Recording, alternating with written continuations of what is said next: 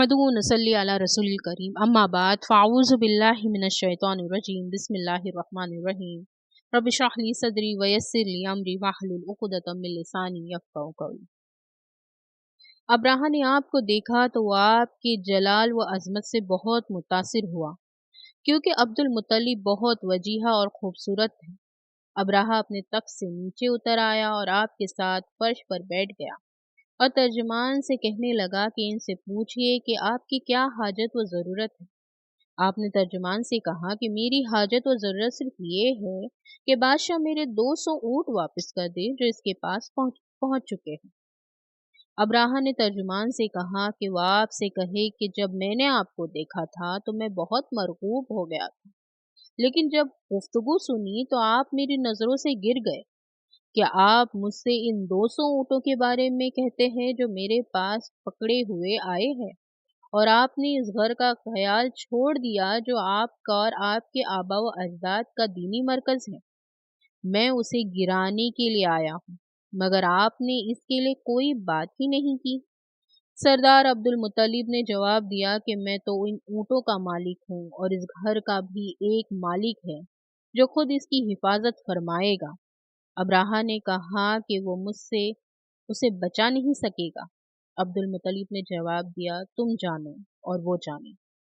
ये भी बयान किया जाता है कि अब्दुल मुत्तलिब के साथ सरदान अरब की एक जमात भी गई थी और उन्होंने अब्राहा को ये पेशकश की कि अगर वो बैतुल्लाह को ना गिराए तो उसे तहामा की 1/3 आमदनी दे दी जाएगी।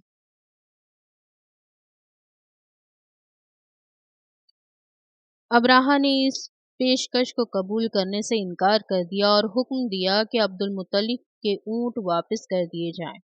अब्राहा के यहाँ से फारिग होकर अब्दुल मुत्तलिब कुरैश के पास वापस आ गए और हुक्म दिया कि मक्का से निकलकर पहाड़ों की बुलंद चोटियों पर पनाहगज़ीर हो जाओ, ताकि अब्राहा के लश्कर की गादगिरी से महफूज रह सको। फिर अब्दुल मुत्तलिब उठे और जाकर काबतुल्लाह के दरवाजे के कुंडे को पकड़ लिया। कुरैश की एक जमात भी इनके साथ थी। उन्होंने अल्लाह ताला से दुआ की कि अब्राहा और इसके लश्कर के खिलाफ उन्हें अपनी नुसरत व हिमायत से सरफराज फरमाए।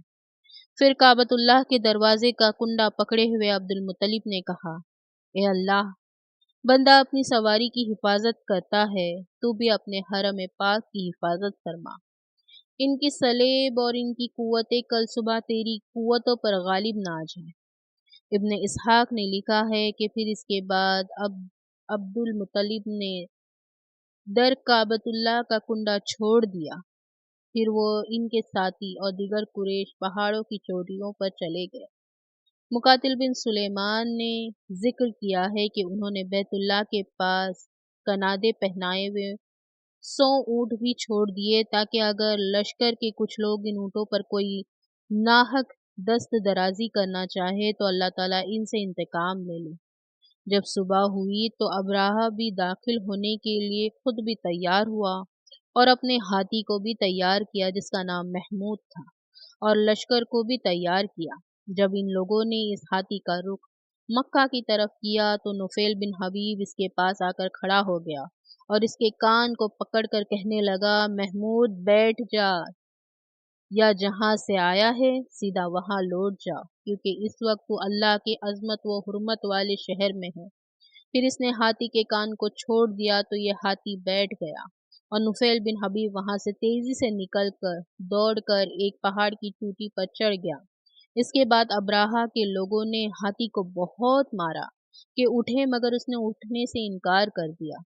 उन्होंने इसके सर पर तीर मारे और पेट के चमड़े में आंस घुसाकर खून आलूद कर दिया, मगर हाथी को ना तो उठना था ना वो उठा। उन्होंने उसका रुख यमन की तरफ कर दिया तो ये उठकर दौड़ने लगता। उन्होंने उसका रुख शाम की तरफ किया तो भी ये दौड़ने लगता। उन्होंने उसका रुख मशरिक की तरफ किया तो भी दौड़ने लगा, मगर जब इसका रुख मक्का की तरफ किया गया तो ये फिर बैठ गया।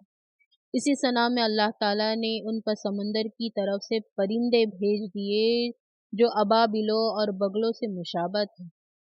इनमें से हर परिंदा 3-3 कंकर उठाए हुए था, एक कंकर चोंच में और 2 पाँव के पंजों में। یہ کنکر چنے اور مسور کے برابر تھے، مگر جس کو بھی کوئی کنکر لگتا وہ فوراً ہلاک ہو جاتا۔ اس طرح سب لوگ ہلاک نہ ہوئے، بلکہ ان میں سے کچھ تیزی سے اس راستے کی طرف بھاگ گئے جدھر سے آئے تھے، اور نفیل بن حبیب کو تلاش کرنے لگے کہ وہ انہیں واپسی کا راستہ بتائے۔ نفیل اس وقت پہاڑ کی چوٹی پر قریش کے ساتھ تھا اور حجاج کے عرب پر منظر دیکھ رہا تھا۔ اللہ تعالیٰ نے ہاتھی والوں پر کس طرح عذاب نازل فرمایا ہے۔ نفیل نے اس وقت یہ شعر کہا: بھاگ نکلنے کی جگہ کہاں، جب اللہ تعاقب میں ہے اور ابراہہ شر میں مغلوب ہو چکا، کبھی بھی غلبہ نہ پا سکے گا۔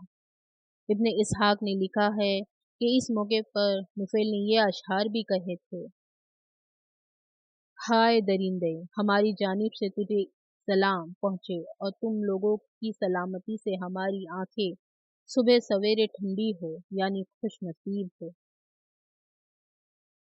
قوم کا ہر فرد نفیل ہی کو دریافت کر رہا تھا کہ اس سے واپسی کا راستہ پوچھے، گویا حبشیوں کا مجھ پر کوئی قرض تھا۔ عطا بن یسار وغیرہ نے کہا ہے کہ ابراہہ کے لشکر میں شامل تمام لوگ فوراً عذاب الہی میں مبتلا نہیں ہو گئے تھے، بلکہ ان میں سے کچھ لوگ تو فوراً ہلاک ہو گئے اور کچھ لوگ وہ تھے جن کا ایک ایک عضو گر رہا تھا۔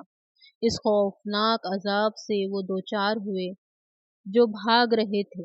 خود ابراہہ بھی ان لوگوں میں شامل تھا جن کا ایک ایک عضو ٹوٹ کر گر رہا تھا، حتیٰ کہ وہ یکشم کے علاقے میں جا کر مرا۔ ابن اسحاق نے لکھا ہے کہ یہ لوگ بھاگے تو ہر راستے پہ گرتے اور ہر مقام پر مرتے جاتے تھے۔ ابراہہ کے جسم پر بھی جب ایک کنکر لگا تو وہ لوگ اسے بھی اپنے ساتھ لے گئے اور اس کا جسم پور پور کر کے گرتا جا رہا تھا، حتیٰ کہ لوگ جب اسے صنع کے مقام پر لے آئے تو یہ پرندے کی بوٹ کے مانند اور مورخین کے بقول جب یہ مرنے لگا تو اس کا سینہ پھٹ گیا اور دل باہر نکل آیا۔ وآخر الدعوانا الحمد للہ رب العالمین۔ سبحان اللہ و بحمدہ، سبحانک اللہم و بحمدک، اشہد ان لا الہ الا انت، استغفرک و اتوب الیک۔